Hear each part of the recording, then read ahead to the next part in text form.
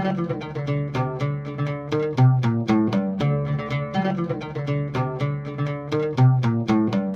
and welcome to the Sci-Fi Christian. I'm Ben Bono. I'm Emily Kirkwald. And I'm Ben Kirkwald. And we just went beyond the wall. Yeah. Yeah, how about that? That was a wild episode. Yeah? Lots of thoughts on it. Yes. Most of them good. A few complaints. Complaints, but not upsetness. Yeah, I'm on board with this Yeah. episode. I'm definitely on board with this episode. Very good episode. I think that some of the flaws to this point in the season, if they have not bothered you at all, you're probably fine. If they bothered you a little bit, they probably bothered you a little bit more in this one. But first, some beer. So Yes. the actual beer we're going to drink is one we drank a couple weeks ago. It's Central Waters Scotch Ale, which is very good. But then we're also going to open up this guy. So we've talked about Mr. Beer a lot. Excuse me, Emily. I don't mean to reach across you there. So we talked about Mr. Beer a lot when I first got into home brewing. This was that first legitimate home brew I did. Yes. It was a dry Irish stout.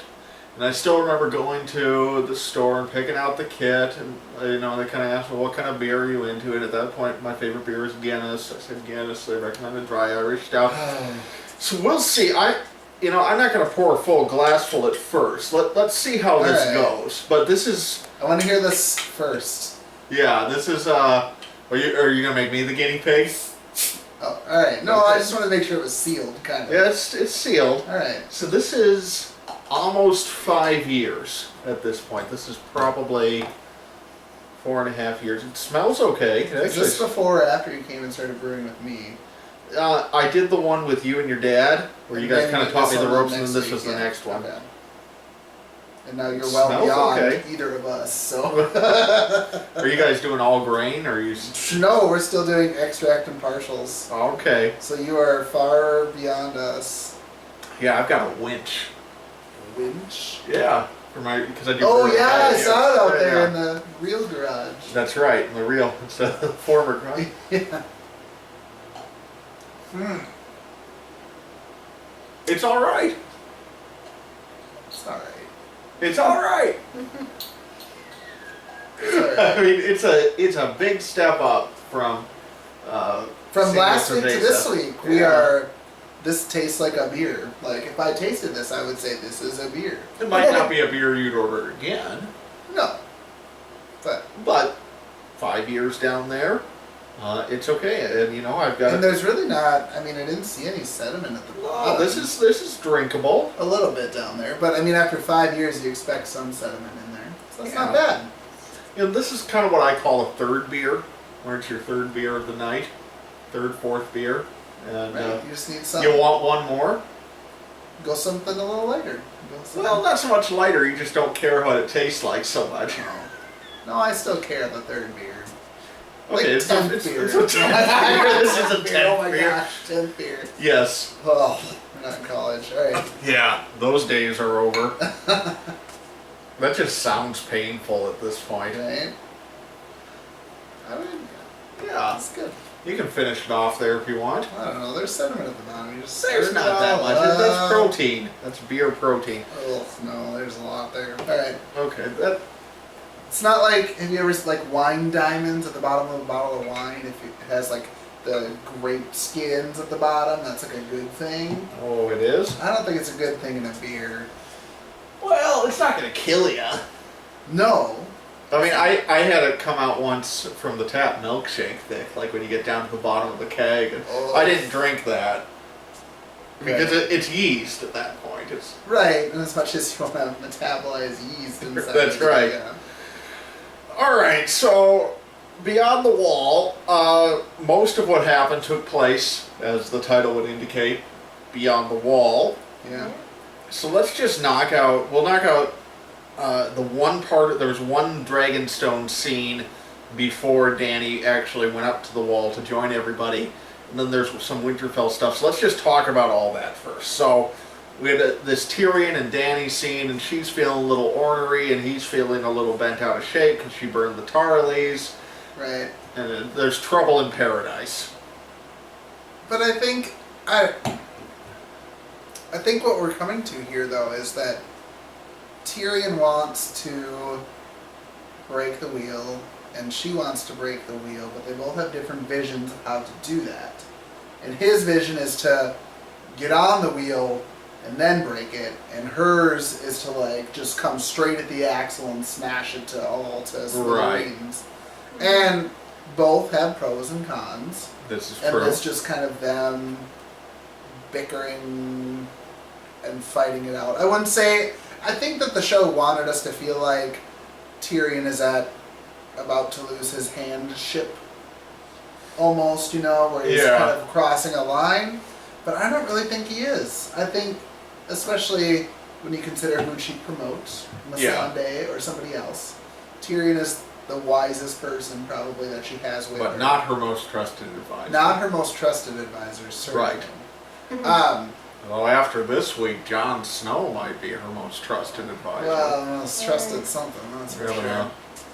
Well, family love on the way back to Dragonstone, I think. So, Tyrion and Dany, I'm not concerned. I think that it's just I think that they're actually, I don't know, she's not giving in, I guess, so I wouldn't call it a discussion. Right, They're kind of talking past each other at this point. But that was before she went and saw everything beyond the wall, so maybe she'll have a different perspective now. I don't know. Yes.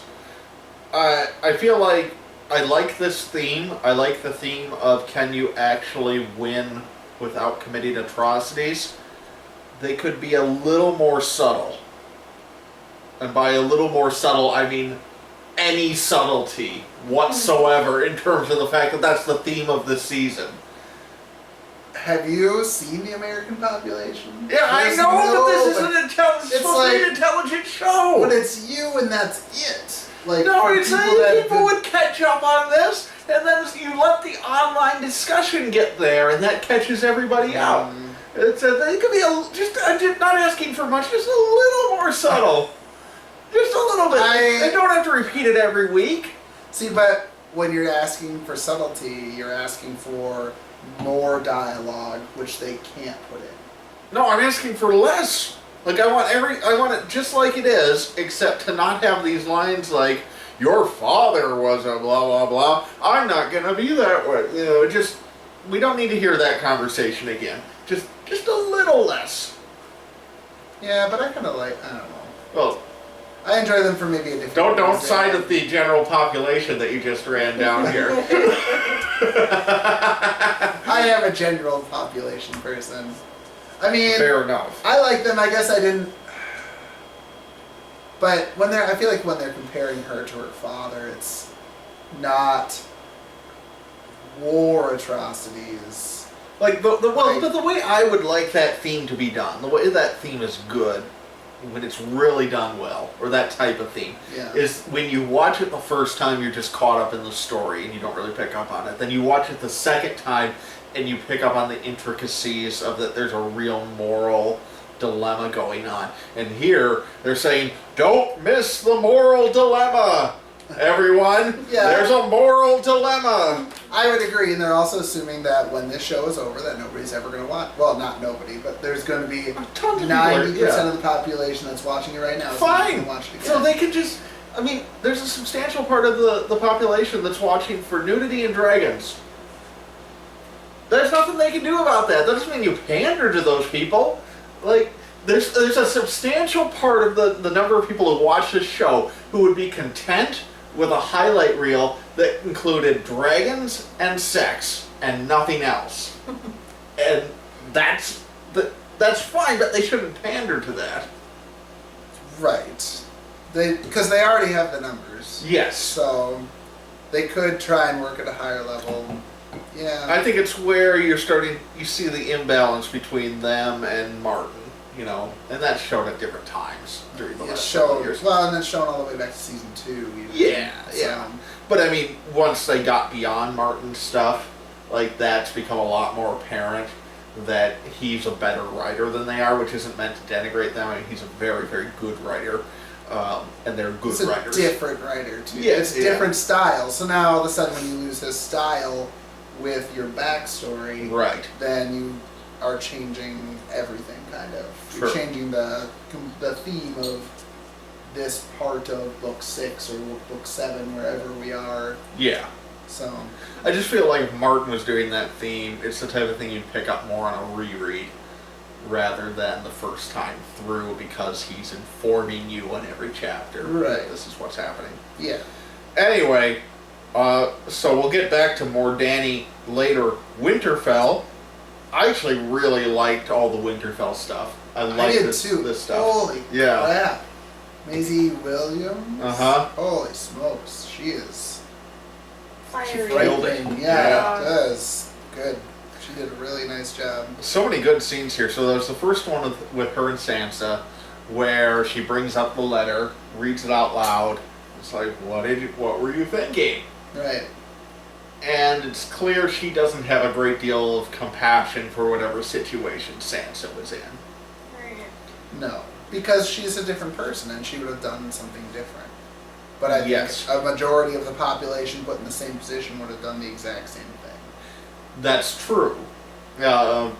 So going back to the conversation we had a minute ago, I am Arya, and I stare down my nose at the general population, which is what she's doing here, right? And so I mean, she has that leverage over Sansa. This is going to hit the fan big time next week. Right. There'll be a death. One way or the other. Or an attempt at a death. I mean, one of my predictions was that Sansa's going to try and kill Bran, and I think she's going to try and kill Arya too. I mean, Bran just disappeared. He's just sitting out by the tree. Yeah, he's just by the tree. So why would she? She hasn't. I don't know. Maybe Because if you go at one, she knows that what Bran is at this point, and that if Bran is alive, he can and will expose her. I mean, which is funny because it's a low level, like we talked about her becoming Cersei. Yes. With the same hairstyle and everything, and this is where it starts. Yes. It's just something exactly. petty where it's like, well, they might not follow me, and it's like, yeah, but you did this thing, like you did this minor thing several years ago, like. We all forgot about that, and everybody that's watching the show is forgiving you for that. Like, holy smokes. Yeah. Nobody blames you. Rob forgave her when he got the note, for God's sakes. Like, though she does have a legitimate point about the lords. The lords in the north have been very wishy-washy, and if they had a different option, it wouldn't take a whole lot for them to jump ship. right. Which is, Which is exactly what Littlefinger wants her to think, so... But yeah, I mean, she's got to go after Bran. I mean, Bran's Mr. Remember that night you got raped? It's like, he knows so many things already. So if she goes after Arya, Bran's got to be part of the deal. Right. So they'll both escape next week. Yes. Whatever. Yes. All right. But go ahead. the interplay between Arya and Sansa just highlights that they really have no empathy for the other, and they really can't understand what the other has gone through. And I think both were correct when they were talking in the room over the dagger, where it was, you don't know what I've been through. And she's like, you don't know what I've been through. Right. And they've both been through completely different circumstances, but they've both been to hell and back. Right. Yeah. I mean, they've both been there. It's just in different forms. They are changed people, but in two opposite directions. And it's a really good callback to the sibling rivalry dynamic that they have in season 1 and book 1. And it's like, this is the same personality clash playing out, but on a much bigger stage at this point. And you heard it in Sansa's voice, and I don't know if anybody else caught it, but I haven't caught it since she was in King's Landing a long time ago, when she's got that weird way of like, but I didn't, and she's got this like almost like high-pitched, like whiny voice, and we haven't heard that since she went to the Vale. And we heard it again when she was talking to Arya a little bit there. Well, Sansa's a far more traditionally feminine character. Yeah. Yeah, and she hasn't been that comes rustled out. this Yes, much. exactly. Yeah. Exactly. The other thing in the North, is Brienne's going south to King's Landing. I wasn't clear. Was the King's Landing invitation to this White Walker meeting, or what? I think the King's Landing invitation was to get Just her a out visit, of there. or No, Yeah. I think it's a fake letter from Sansa. Because Okay, if you so- recall back okay. to Littlefinger's conversation, it was, if you want to kill Arya, she's the one that's going to be in the way. Okay, gotcha. So if See, you want to I- do something, yeah. she has to be away.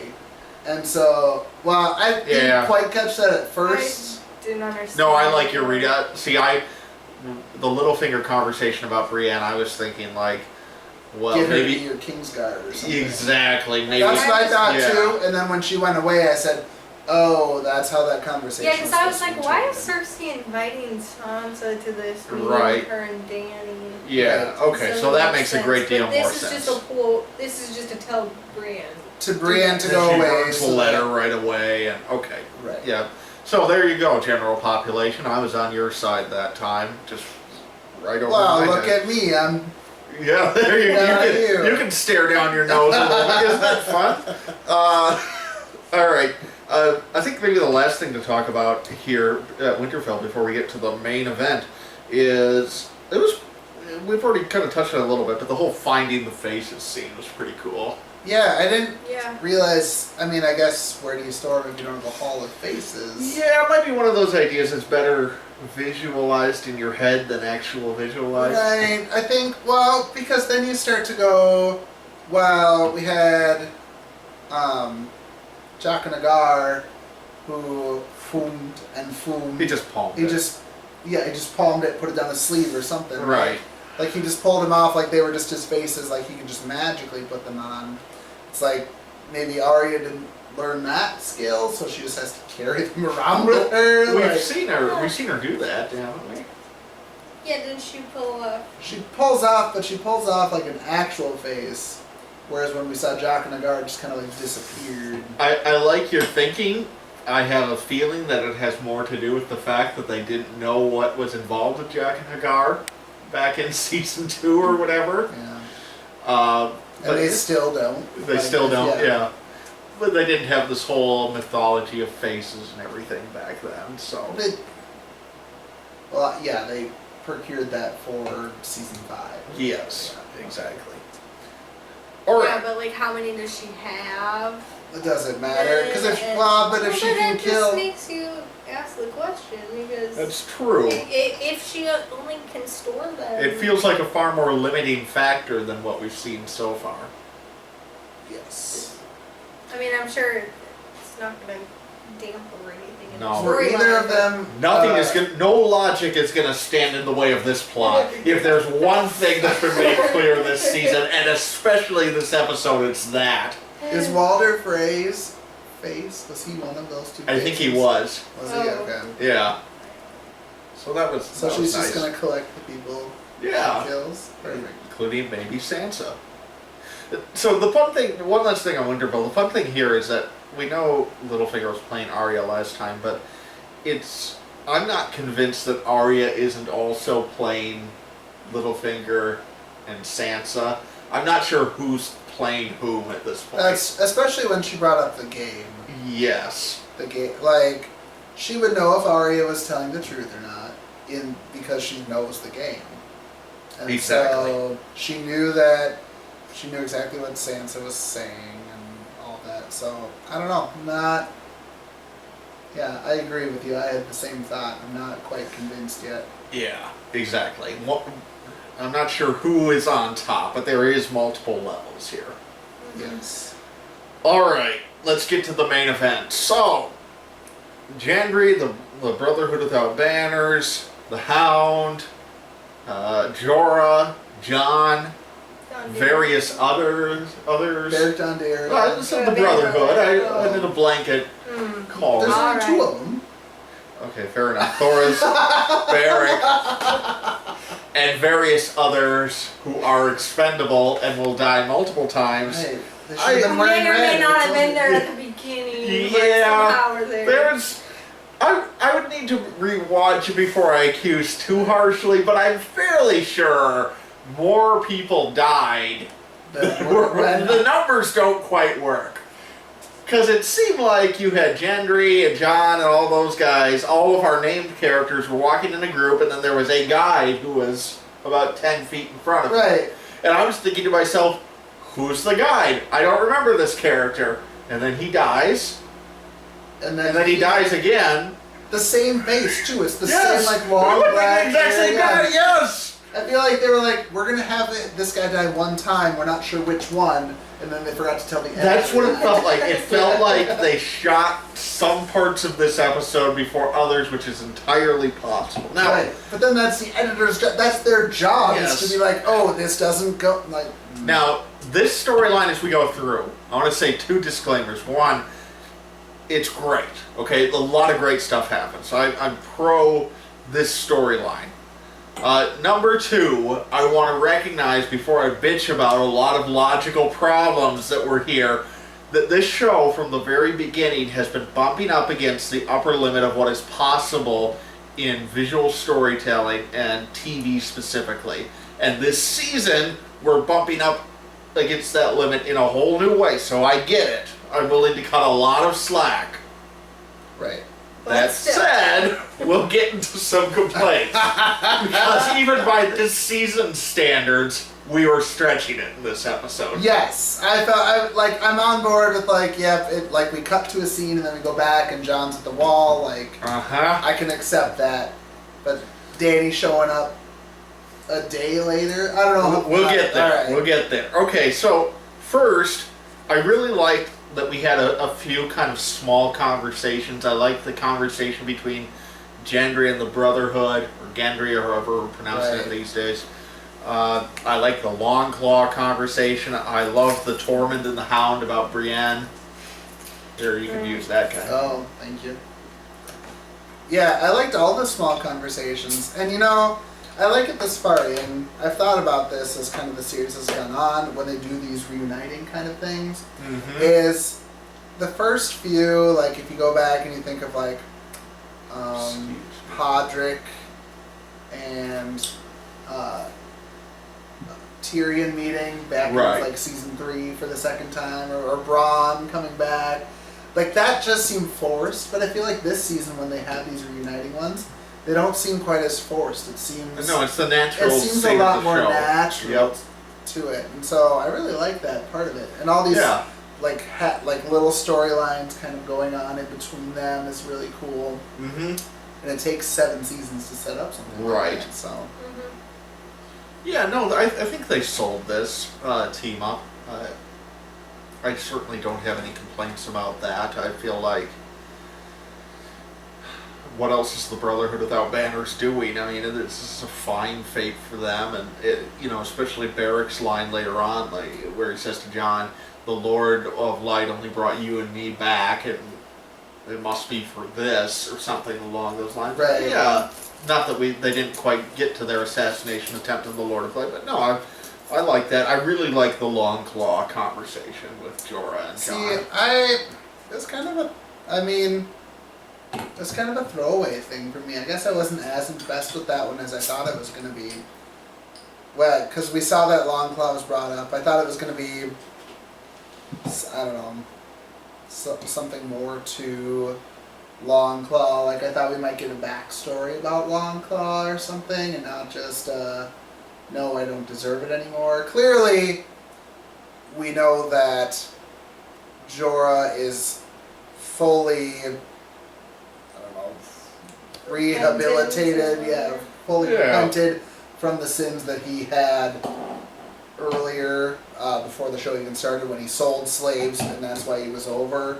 And the other part of the world is because he was exiled from Westeros, and so clearly he has fully repented from that, where he will not even take his own house's Right. sword back. So that's really cool to see. It also means he's probably going to die really soon. Well, it makes you wonder. I mean, this whole episode, speaking of Jorah, makes you wonder how he's going to die, because he's not making it out of the series alive. Right. He's always. I mean, that's his character arc. Is he loves Dany. He's going to do something. This seemed like the time for him to go, and he didn't die. So that'll be interesting. Yeah. Well, the only way he could have gone, though, is if he would have, like, stood in front of the spike thrown by the That's Night what I was gonna. King. Yeah, that's exactly what I was gonna. Like he at the end when the Night King throws the second spear, he could have dove off of the dragon, or I don't know. There's ideas, but But then it'll be that exact same thing, yeah, but it'll be Danny instead of the dragon or something. True. You know what I mean? Like, Yeah. I think we'll have to wait till next year. I think Jorah's gonna make it to the final season.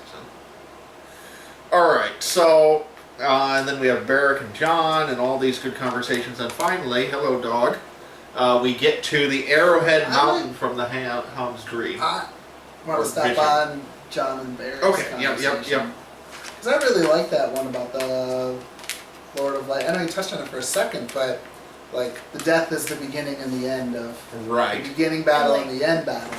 Yeah. And it's like, but we all die. And he's like, yeah, but we have to fight anyways. And it's almost hinting at something like the White Walkers are going to win.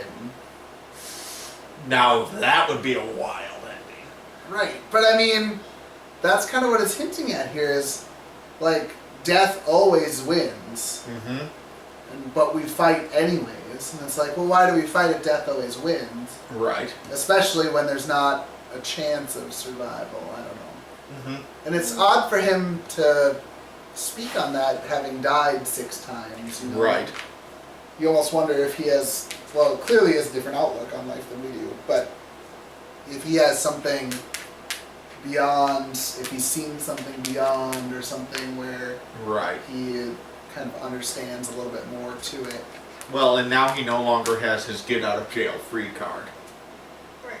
Right. So that'll be interesting going forward. Although Melisandre is still out there somewhere. She's gone. She's gone. She'll come back, and she'll come back at the very end. The very last Dog, scene you will need to be go outside. Melisandre and Varys, or Melisandre guiding Littlefinger on the throne. There you go. That would be the last scene. That would be That wild. That would be it. Everybody would be like, this is the dumbest series. Why did I just spend Yeah. 8 years of my life watching this? Yeah. That was, Yeah, that would suck. yeah. Okay, we get the bear scene. The bear scene was really cool. Yeah. I really liked it. That was a good way for them to conserve a little CGI budget too, because by having it in a snowstorm, blizzard, Right. you don't have to render those bears quite as well as you would in Yes. broad daylight. Yeah, I liked that whole scene. I thought it was good. Didn't like 3 people die or something? Yeah. No, just one guy died. One, And Boros yeah. got bit. Yeah, okay. Speaking of snow, does anything look better in HD than snow? Man, that looks good. It does look good. Yeah. Same thing, like if you ever watch Interstellar and Blu-ray, the ice planet scene just looks like I that's the haven't seen scene the that... movie at all. Oh, wow. We got 3 chairs. We can watch it sometime. Yeah, I was gonna say, we're almost done with Game of Thrones. Right. We can start having That's movie it. nights. We'll do reviews. Yeah, I like that. That'd be good. Yeah, Interstellar is really good. Anyway, the bear was fun. Yeah. Thoris gets bit.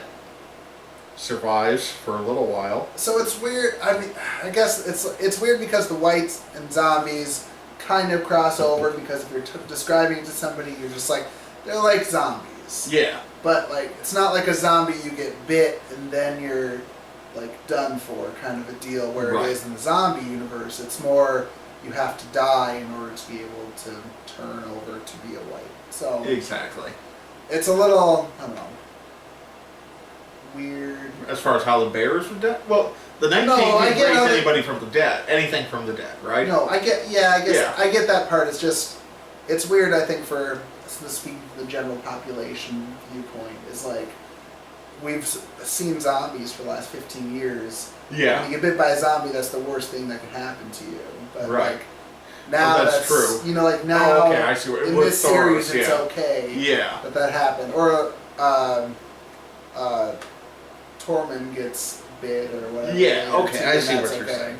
He doesn't turn just because he got bit. Sounds Right. the great escape. But then you have to remember that George R. R. Martin started writing this in 1992 before zombies really were, Yeah. before the genre was truly defined. And here's a weird thing, is that, so, when in the books, the White Walkers are called the Others.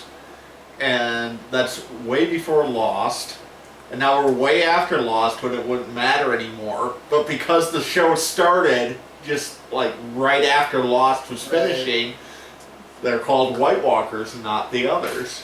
Mhm. So that's kind There of are fun. references White Walkers in the books. That's too. true. But they refer to as the others. Yeah. Yes. Right. Yeah. All right, the dog is back. So that's fun. Thank goodness. All right, so then we have our little ambush on the foraging party. We get our captive. And we learn a huge thing, I think, is if you kill the White Walker, everybody that person, well, supposedly, they random guess, everybody that they turned also goes. Yes. Yeah, that's very interesting. We also So- learn they can scream really loud. Right, it's like they're called, Signal. yeah, I don't know. When she ripped off his lips, that was kind of fun. Mm-hmm. So, I don't know. It seems like a cop-out for next season when we just take, like, bow and arrows with the dragon glass glass on That's a them good and idea, just yeah. aim for those guys kind of a deal. Or just the Night King. Or just the Night... Like, all you have to do is kill the Night King because he's the first one, supposedly. Yeah, let's hope it's not that. That'll suck if it's the last episode and they're surrounding King's Landing and they just kill the Night King And then all done. everybody dies. Yeah. That would be kind of like, well, how would that be any different than the ending to the Lord of the Rings series with the army of the ghosts? Because it was set up from the very beginning that you have to destroy. Well, you mean the goat? Well, okay. In the movie at least, Okay, like the yeah. green ghosts running through. We're not. George R. R. Martin's going to do it a lot different than the show. Right. Yeah. And so I'm saying the show is going to go Lord of the Rings on the bit and do Right. like a ghost army or just kill the Night King and then To kill everybody him. dies, Yeah, right? okay. I thought you were talking about how the ring, when the ring's destroyed, it takes everything down. Because that makes sense. No. Yeah. No. Yeah. I don't think Peter Jackson understood that part of the book. I never read it, so I can't. Yeah. He didn't understand that part of the book. Oh, well, it happened. There's a few parts that Peter Jackson just did not understand, including all of The Hobbit, apparently. I mean, my favorite part, not to get all hobbity on us, is that the message of The Hobbit is that greed is bad, so naturally they split it into 3 movies so that they could make more money. What's wrong with that? It's like, That's a greed good is point. I bad. never thought about Here, that. here's 3 movies from one short book. Right. Alright, then we get this ice fight. And this is where... What do they call it? What do they Yeah. call it? The fight on the ice water? What do they call it? Did they have a name for it? Yeah, right at the very end, it was like go behind the scenes Of the ice fight. of the Ice ice battle. battle. Who Battle on the knows? Frozen ice. lake battle. Frozen lake battle. Yeah, Yeah, that doesn't Yeah. roll off the tongue like Battle the of Red the Wedding. Frozen Lake. Battle of the Bastards. No. The Black Water. The Frozen Lake Battle. Yeah. Boo-hoo. This is where the episode's logic really falls apart, even by this Yeah. season's standards. I feel like this Yeah. is like George was like, so a dragon goes north of the wall and dies. Yes. And John is up there, and that's all he said. And Right. we're like, okay, so how do we get Danny up there? Yes. And like, I feel like that's what he told them, and they had to try and figure out how the heck to do all of that stuff. So they invented this, Yes. bring the white down Yes. to blah blah blah to blah blah blah. Well, blah. keep in mind with Martin, he's used this metaphor a number of times to describe writing styles. He's described that some writers are like architects, where they plan it all out. You outline really thoroughly, and then it's like filling in the gaps. And other architects are like gardeners, where they kind of know what they want to get to, but it blossoms and changes over time. And he has said he is a gardener in that metaphor. So he has his few big points that he knows he's going to hit along the way. Right. And then the story's going to grow on its own. So that's entirely probable that he says at some point one of the dragons is going to get turned by the White Walkers. Entirely possible. That's probably one of the things in their 2-day hotel powwow where they'd locked him in a room and made him tell them the rest of I the hope story. there's a transcript. Yeah. And that we get to read it. Like, that's going to be the 8th book that comes out. Yeah, It's like exactly. the hotel transcript. I would pay money for that. I would pay like $20 to read that. It's probably like a 20-minute deal or something. So 2 days. Hodor is hold the door. How does that work? I'm a gardener, guys. I'm a gardener. Gardener. Not an architect. But wouldn't you? I would pay to read that or listen Yeah. to that. Like, I would. And then a dragon's gonna get turned? Really? How is that gonna work? Gardener. Yeah. It's just like that's the whole I don't know, conversation. but I want it to happen. Yeah, I think that really is how he has the end game in mind. Right. He has different things that are going to happen, and we're seeing some of those, and everything else is original. Right. So, here's what I mean. So Gendry heads off for the Raven. The Raven gets there to Dany really quick. She gets back really We quick. don't know that it's really quick. Well, here's the really problem. Quick. They're Here's sitting there on the rock. exactly. with no Here's the food. problem. We don't know that they don't have any food. Hang on though, because I'm willing to go along with the show that far. But when they include a line like Jorah pulling Jon aside and saying we're all gonna freeze to death soon, in the middle of this whole sequence. It's like, come on guys, I'm trying to work with you. Don't make it harder. We'll just believe they're all really warm. It's a balmy day up there in the north. Right. You know, I'm willing to go there, but then when you put that line in, you make it really hard for me to suspend my disbelief. Something like we're running out of food would be better. Yes. And the logic, like, I still have a hard time believing. Okay, so this little party got to this island, and then apparently the weight of the army was too much, so they started falling in the water, and then they're all like, okay, let's just stop and wait. And then I know that they're That's good that none of them know how to shoot bows and they don't arrows. think, but then they're just waiting until the hound throws a rock, and then, oh, actually it's frozen now, we can cross. Like, you didn't have one person like testing it for a while, Or looking. or like, hey, how about some of you just lay down and we'll cross over you. That's true. Like, Or Annie, my wife brought up when she was out here, that they could have, they're dead already. They could have just jumped down in there, made a nice little wall, and There was already some under the water anyway. Exactly. It's like, Yeah. like, so, okay. That But was- we're trying to be kind to the season. right. So my point is, don't make it harder for me to be kind to you by saying it's. And the same thing in the Brienne and Sansa scene, where Sansa's like, "It's a really long way to King's Landing." Hell's bells! We're trying to pretend that's not the case. We're all working really hard to pretend like it's really fast to King's To Landing. pretend like it's not a month journey. Exactly. Don't say that when we're all doing our best to work with you. Yeah, it's I mean, frustrating. dragons fly fast. Well, Joe Mauer there. It's frustrating, but Yeah. All right. So then, of course, as you said, it refreezes. The White Walker, or the Whites close in. Tormund almost dies. The Hound saves him.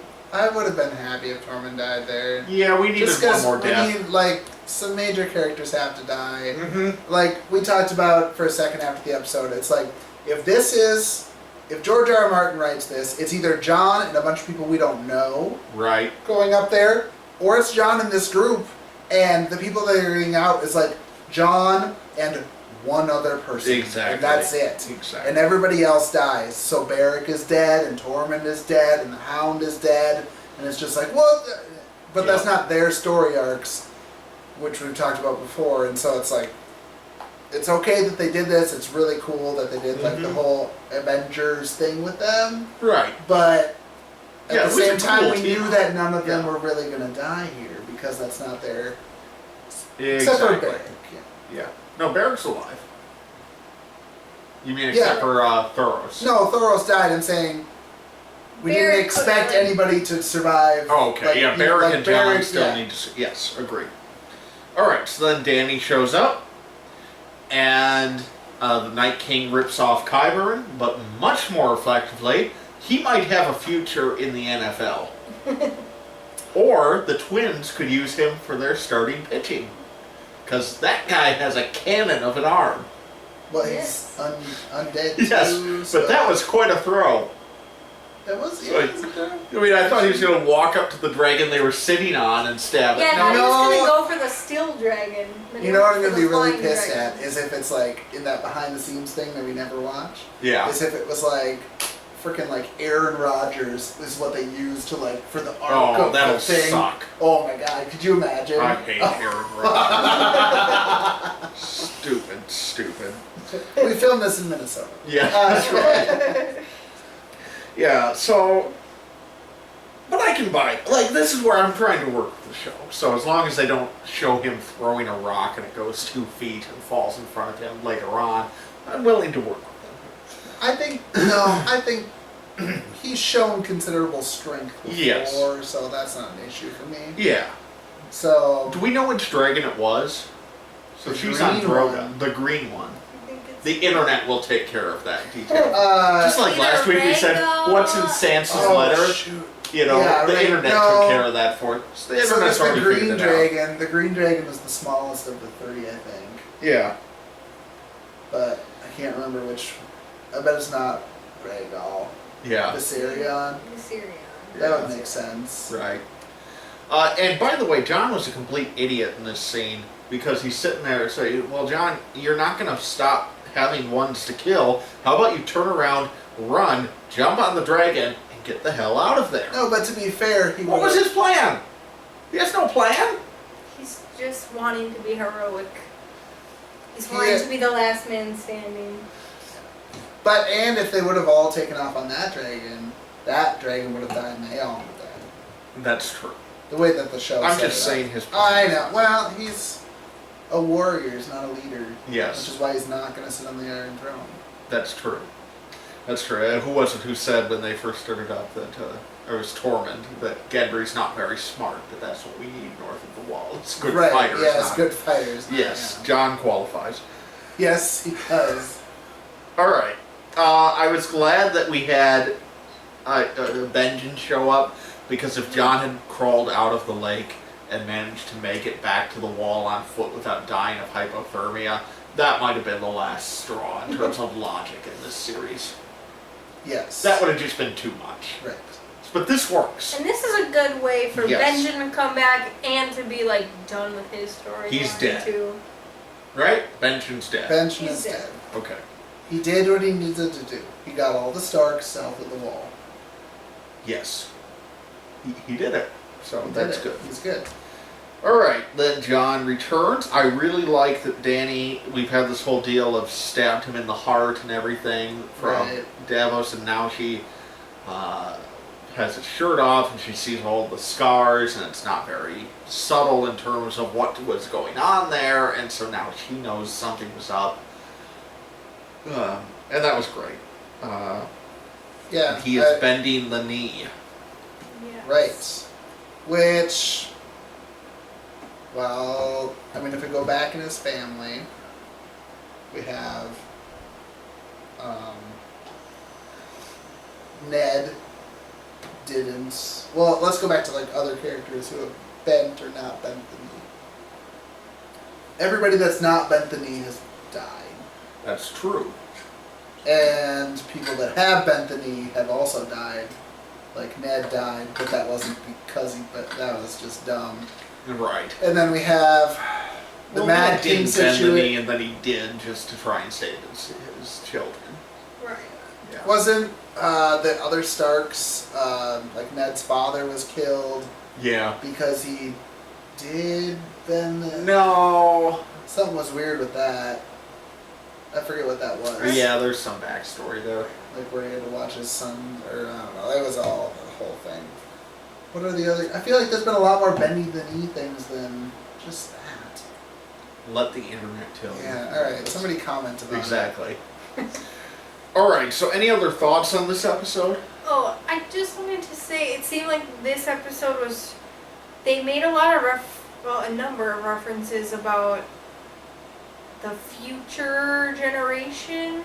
So, like in the dialogue between John and Jorah, Jorah said at the end, like, then give it to your children. Okay. And That's then, true.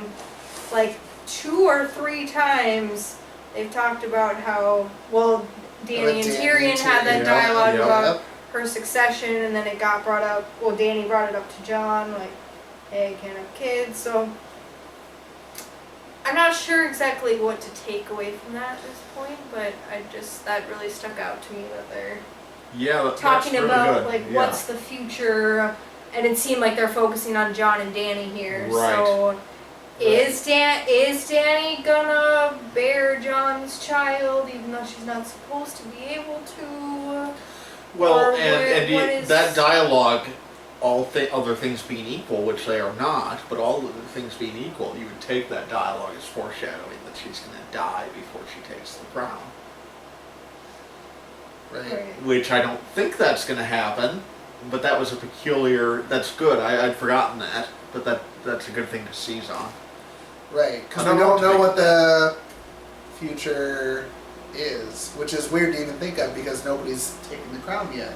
Yep. And it's like, okay, yeah, but what next? Yes. And it's like, is that the mindset we should have? Should we be living for now, or should we be playing a bigger game? And Tyrion makes the point that what she wants to accomplish is a multi-generational thing. Right. So you need to have somebody succeed you. And Yeah. Tyrion, I don't think wants to be the person. He does not want. to No, be I don't think that was pick But she me. kind of took it that way a little bit, I think. Yeah. So She was in a bad mood. yeah, well, she's in a worse mood now. She's had one of her It's true. kids died. Right. Alright, so then finally, the dragon is back. Right. It's a The big blue Night King eye. was like, wait a second, we can bring things back to life. And then they all turned around from wherever they went right after John died. Yeah! And then came back. They had to go get that big chain. They had to go get- That's true. And a few of them had to go under the water, speaking of your earlier complaint. Yeah. Why can't they just... Yeah, I mean, whatever. Yes. But Anyway, we're not using too much logic on this episode. I think that's my rule at this point, is when the show gives me logic and then contradicts it, I'm going to bitch about it. Otherwise, I'm willing to be nice. Right. For the sake of seeing how this damn story ends. I just want to know. Exactly. Yeah, so this is maybe... I'm really splitting hairs here, but this was not a great cliffhanger, if only because we all knew it was going to happen. You knew the second those dragons took off from the wall, you knew this was going to happen. You knew it was going to happen. You called it. I called, yeah. So, Well, it was very obvious. I feel like a better ending to this episode would have been having the dragon breathing fire on the wall, cut to black roll credits, because that's how the wall is coming down. But that's how they want to roll out season 8. You think that Because season 8 will if next episode we'll see. Cersei dies, Yep. and now the crown is Dany's. I'm walking back on Cersei dying this season. She might make it to next season. now she's an expected mom. Oh my gosh. So that makes, I mean, if she's going with this, that is really gonna make Dany a lot more empathetic to her. Well, this Well, more means... reason to kill her. Hang on. Let's stop there, because what I want to do is cut to our end music, then we'll come back with a dumb fan theory and predictions for the season finale. Yeah. So Alright. before we get to that, any other final thoughts on Green Dragon coming back? God, I hope it's the green one. Otherwise, it's stupid. I like it. I mean, there have been so many theories about an ice dragon. Yeah. Apparently, in the books, it's talked about a few times. Right. And alluded to, so it's kind of cool to see it come to fruition. Well, he wrote a book called The Ice Dragon. Oh, that's Not really. probably why. Then. Yeah, it might just be a... But no, I think this is probably one of those points. Yeah. So yeah, I think it's cool. I think Yes. it'll be interesting to see how it's used and if its abilities are the same. Right. And if it's just as devastating, because now if it's just as devastating, the really cool like burning of all the stuff was really cool. But now that it's on the other side, that's not so cool anymore. Yeah, they're definitely setting up a leveling of the playing field where right now it's so imbalanced between Dany and Cersei. That's about to change. Right. Yes. Alright, I'm gonna go use the bathroom. We'll come back with the fan theory, but for now, I'm Ben DeBono. I'm Emily Kirkwald. I'm Ben Kirkwald. Yeah, goodbye.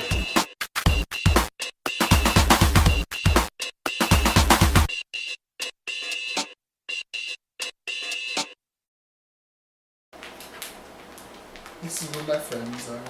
Oh, Pet me. Sam. I'm so lonely. This is too sugary.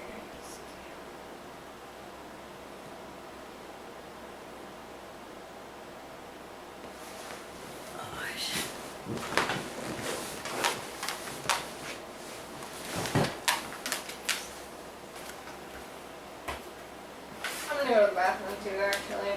Yeah.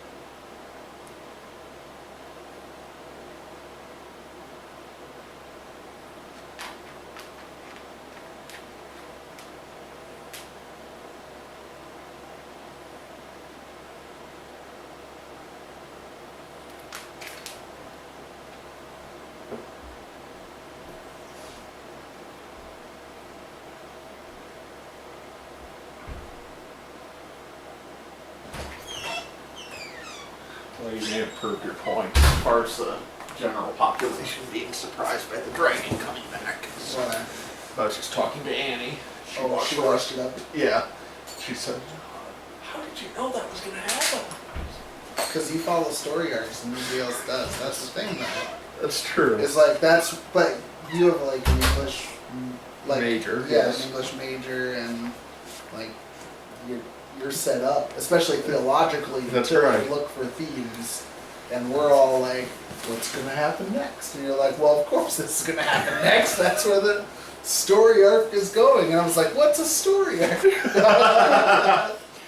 No, it's interesting. 'Cause They can't just die at any time. Like, It really does. Like once you start to think in those terms, it kind of poisons the whole I still deal. can't for you. expect this.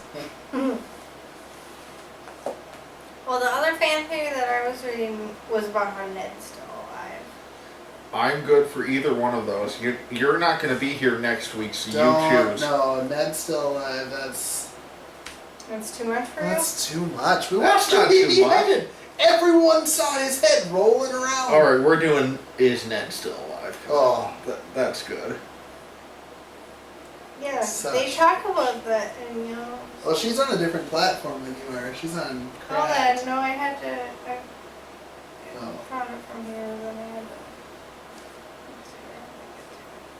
Go back in your history.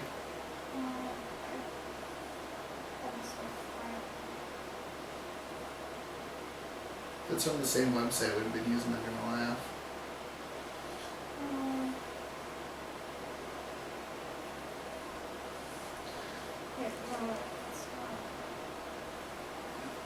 All right, I've got it.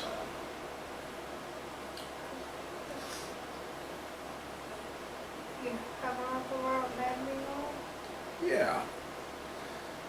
All right. I had this website, but then I had a different one that was like more. Is it about like him being ill in pain and then somehow? Like, I don't know. I'm going. to. There's two different theories here, so this is a good one. Alright. And if there's something We'll you've read read that. that's missing, you can bring it in. Alright. You can look on your phone while we're talking. All right. Alright, so before we get into our predictions for next week, we're going to get to the really important stuff, which is this fan theory this week for is Ned Stark still alive? I would also like to, before we get into that, we have contemplated doing realistic fan theories. There's one about Littlefinger that's kind of a theory that George R. R. Martin probably That's has. more And interpretation. it was, more interpretation, and it's logical and it makes sense. But that's not fun. That's exactly. So, This we've is- I opted want to to- have more fun yeah. with it. This opted is to go Room away from those. 237 material. Right, so Yeah. we're going with mermaids. We're going with Danny's never left King's Landing. Right, that was a good one. That was a good one. I'll have to read that one to you. John is Yeah. possessed by Stannis, Start- and, John is possessed by Stannis. which I was thinking of that That's tonight. wild. Who's Beric Dondarrion possessed by, if that one's true? Still Beric. What if it's Thoros? What if Thoros is now Beric and can heal himself? That's true. That's wild. Alright, so this begins. This is on a different website. This is on Pop Sugar. I don't think we need to promote them. We don't. When I was talking to a friend about excitement over this season of Game of Thrones, I'm not sure which season they're referring to. Where's the date on this? Oh, it's this season. So this was from August 8th, Oh. 2017. They want- This is good because this is up to date. Because sometimes we read theories that maybe are a little wonky because they're a couple years back. Right, Danny's one was from 2015. Yeah. So yeah. Yeah, the Danny one. Well, that was a book only theory. It had to be a. It Yes. had to be a book Had only to be. theory. All right, so I was talking to my friend. He mentioned, I can't wait to see Ned Stark again. It was at this point in the conversation I half stopped listening because WTF? Was he even talking about? And simultaneously tuned right in.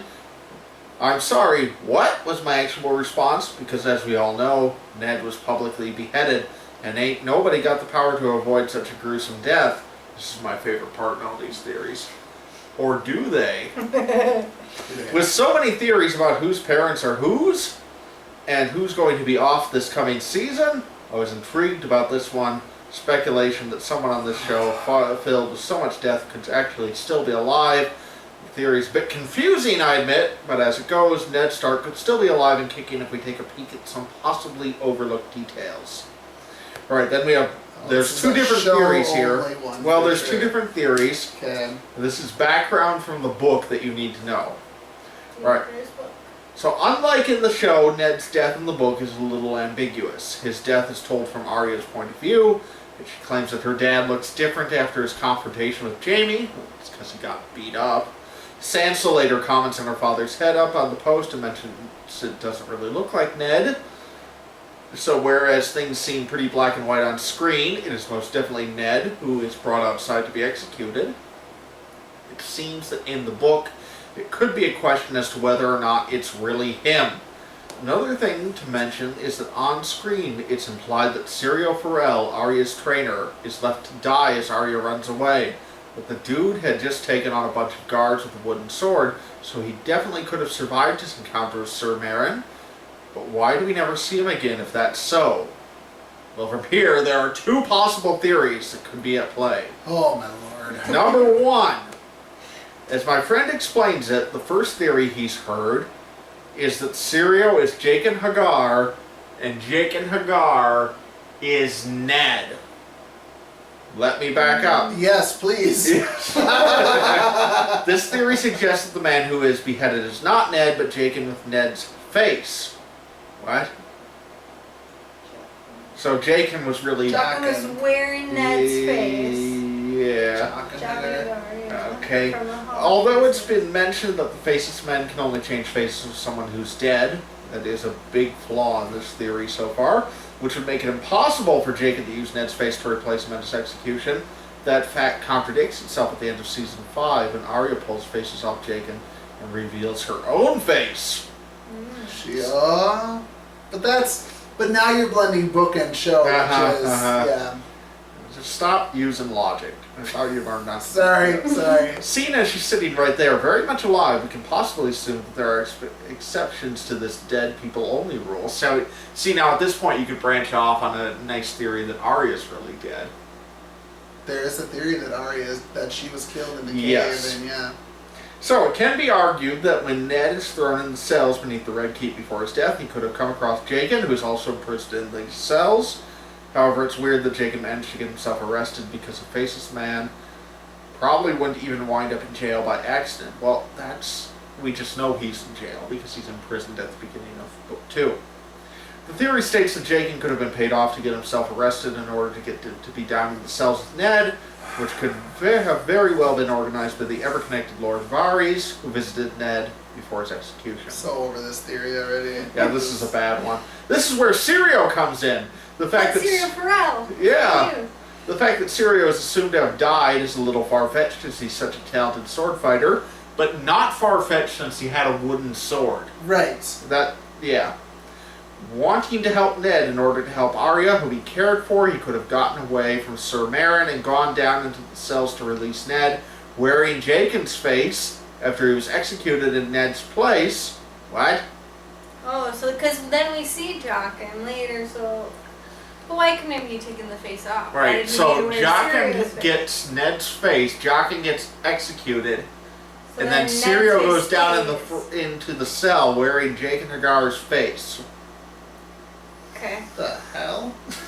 I'm confused. Well, they said it was confusing. Whether he decided to do this on his own, or if it was arranged by Varys as well, it would explain a lot about Jaqen and Arya's relationship, mainly who Jaqen says to Arya, there's only one god, and the girl knows his name, which connects with Syrio telling Arya during their training there's only one god and his name is Death. Well, yeah, there was a long-running theory that Jaqen Hagar is Syrio, and that made a degree of sense, until Martin basically said, I have no idea what the hell you're talking about.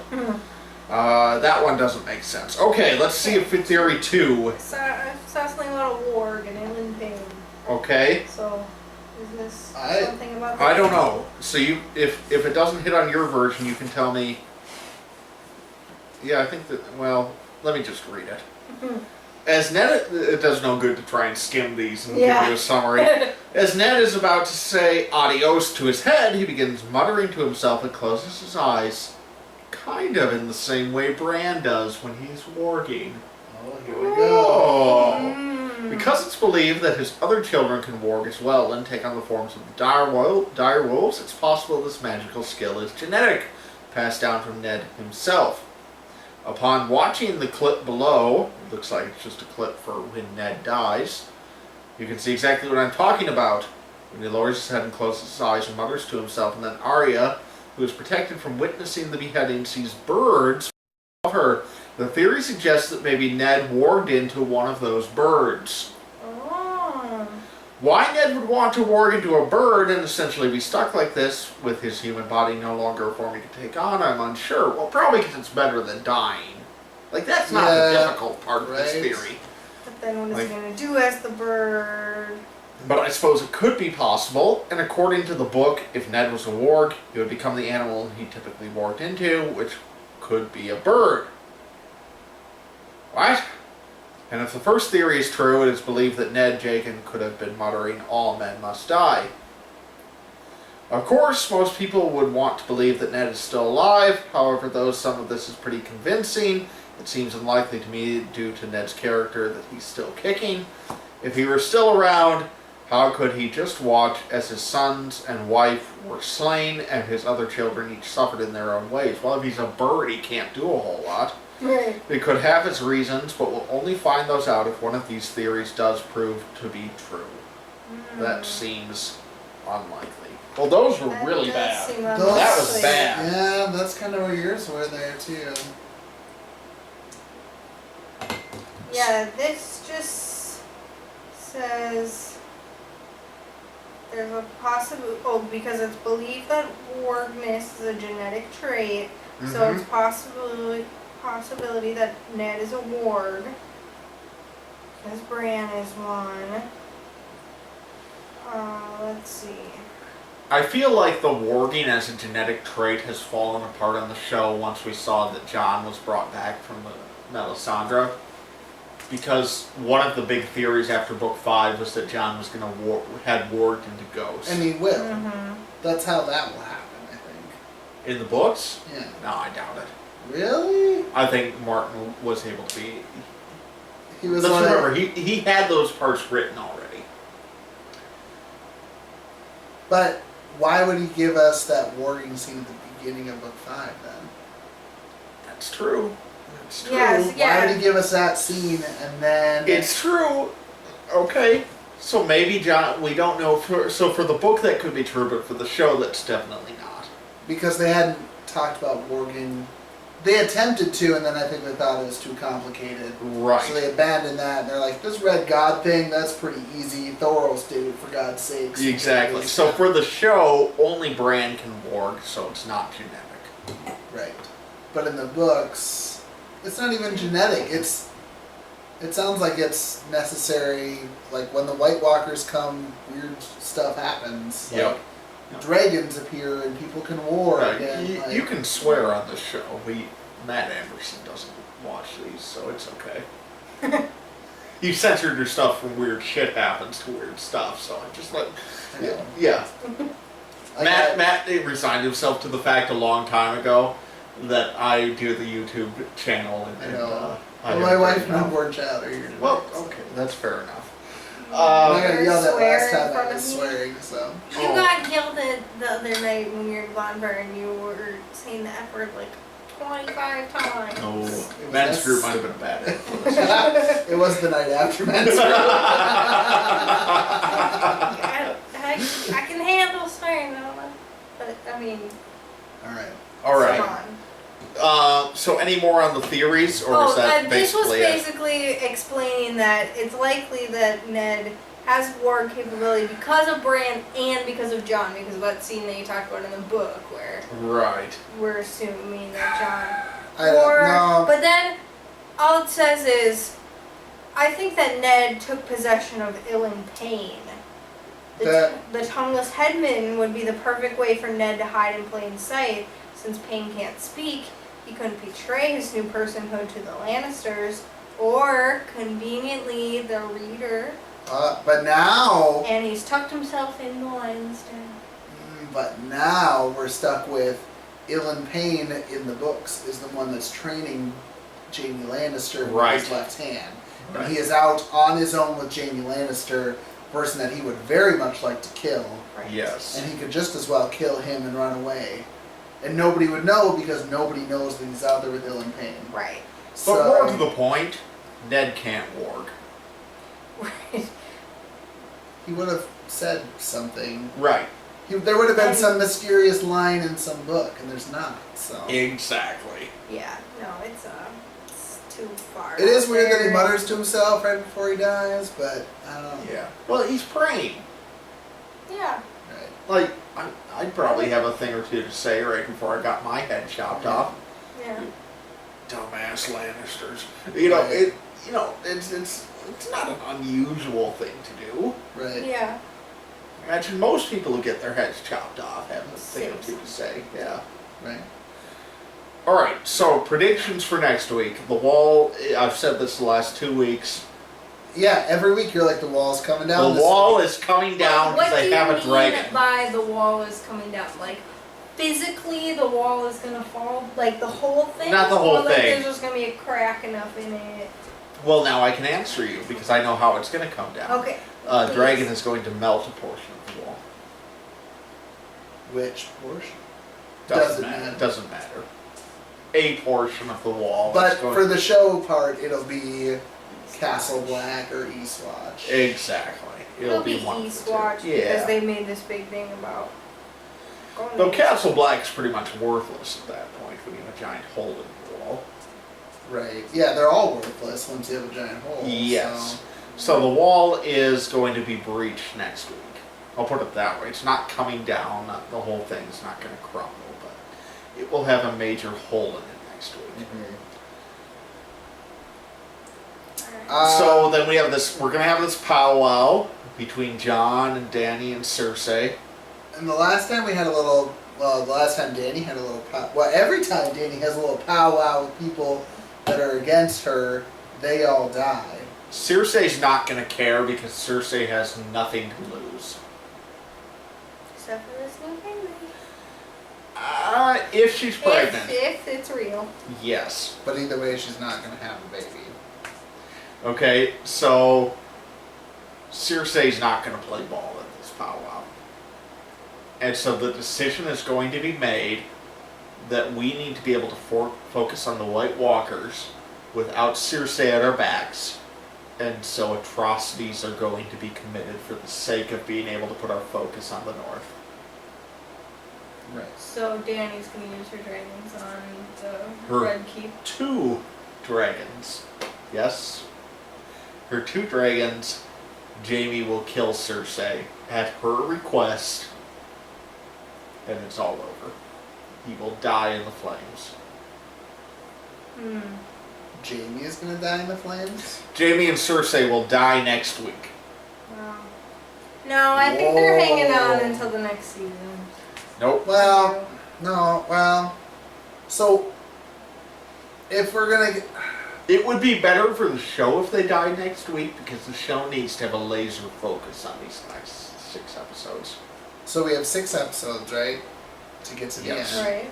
The last episode is going to be wrap-up. The second to the last episode is going to be the major battle where the Night King dies, or whatever is going to happen, right?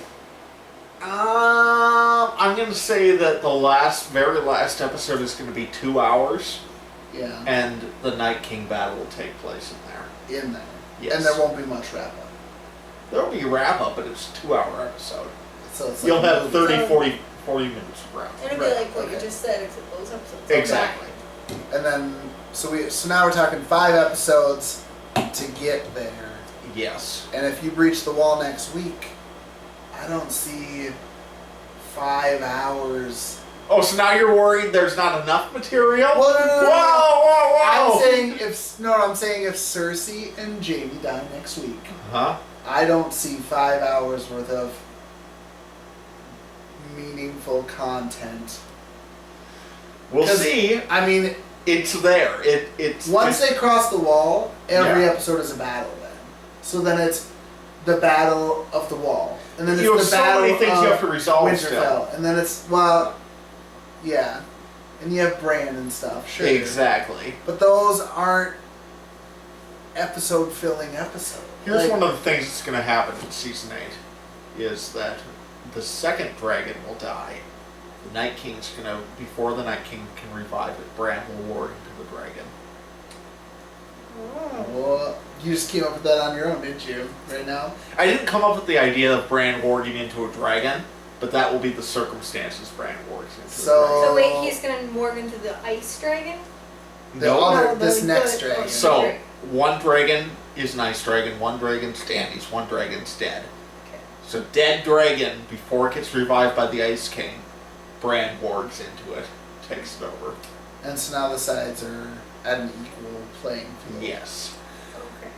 So Bran's gonna like die with the dragon, basically. Well, no, he's gonna Could just be. be the. Or He'll he just- be the dragon. No, Bran's not going to die. He's the three-eyed dragon. He's going to travel back in time. Okay. Oh, alright. they gotta set that up. They already have. When? With him being able to talk to the past? They're going to combine 2 elements. Yes, he can talk to the past. He can warg. He wargs into someone in the past. Like a dragon. No, like Max von Sydow. True. Yes. So Bran will warg into the past and do all that. But yeah, so I think there's plenty of story for them. I would actually be relieved if Cersei and everything with that was wrapped up next week, because I feel like we're rushing so much this season. And if all we have to deal with next season is the White Walkers are on the other side of the wall, Dany's in control of everything in the south, but it's this wave coming forward, they have a dragon, Winterfell's going to be wiped out. That's 6 episodes worth easily. I don't know. But yes, that makes sense for the story, but I don't think that's gonna happen. I think that that Cersei and Jaime are gonna make it to next season because Could be. everything's been about the Lannisters are the enemy and building. Yeah, up but to- clearly that's not the case. I mean, But the Lannisters aren't the... See, here's part of the problem the show has had this season, is that it has had to bend over backwards. If you want one of the Oktoberfest, you can grab them. Alright.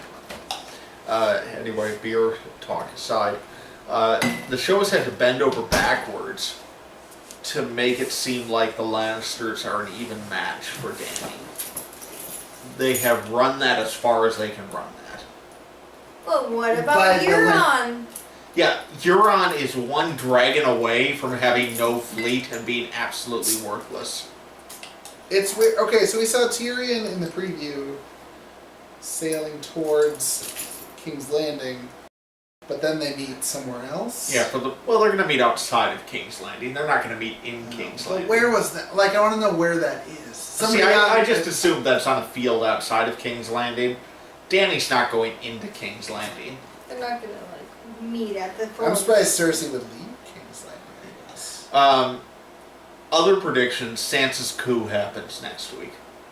I think that's pretty obvious at this point. Arya and Bran are leaving next week. Yes, Sansa will be in control of the North. Yeah. You also have the factor that Jon has declared himself. He's bending the knee. Yeah, exactly. And so that could come into play next week. But yeah, Sansa and Arya are done. Arya and Bran are out of there. Sansa will be in control of the North with Littlefinger next week. So Littlefinger is in control next week. Yes. So now Littlefinger has the whole North. For about 5 minutes But until do you... the White Walkers get there. Okay, so Littlefinger is supposedly working all avenues of the game. Yes. Is the assumption the White Walkers are not a part of the game, so he's not working them? Not in his mind. He's not aware of them. He doesn't... Well, he's aware of them. He heard Jon. But not in a substantial sense. Right, he doesn't believe they exist. Yeah. He's like where Dany was 2 episodes ago. Like, okay, you're talking about White Walkers, but there's a giant wall, I don't care. Right. And there's no one to negotiate on that side with. Right. So he kind of screwed himself by going with the... Yeah, the White Walkers are pretty Littlefinger proof. Yeah. They have a very singular goal. They don't speak much, so. Which Right. is, yeah. Walk very slowly to the south. Yes. Speaking of which, the one part of this episode in terms of travel time that did work well for me is I could buy the idea that they're about 5 miles north of the wall for this whole episode. Oh yeah, they're very close. Yeah, about they're 2 close. days. Yeah, 2 days exactly. walk. Yeah. If 5 even or that, 10 because miles. Gendry makes the whole, he runs Running. back. Well, let's assume they did a marathon and it's 26.2. Yeah, over that terrain? I'm sorry, do you think that the guy from Marathon what did he do? He went from Marathon to Athens and then died after he gave the message or whatever? Okay, so they're 20 miles north of the wall. 25 miles. At most. Yeah. Yeah, that's fair. So I can buy that. Like, that part actually works. Given the show's logic this season, they might be 500 miles north of the wall. And Gendry's just chugging along. But man, it's going to be cool next week if the Night King is on the dragon. Like, the Night King's going to be riding the dragon Dany style. Yeah. That would be... Oof. Were you okay with Dany changing into white to go across the wall? She broke out the Like she the was... fall collection. Yeah, it's just like wearing all this good stuff, wearing white to go... Like, what do they wear up there? They all wear white. Like, oh, really? Yeah. Well, There are so many logical problems in this season that fashion choices aren't going to bother me. They've never bothered anyone in this show. No. No, not a one. Speaking of which, did you hear that John's, like the robes that he's wearing are from Oh, IKEA from IKEA. rugs? Uh-oh. Oh, ready? Goodbye.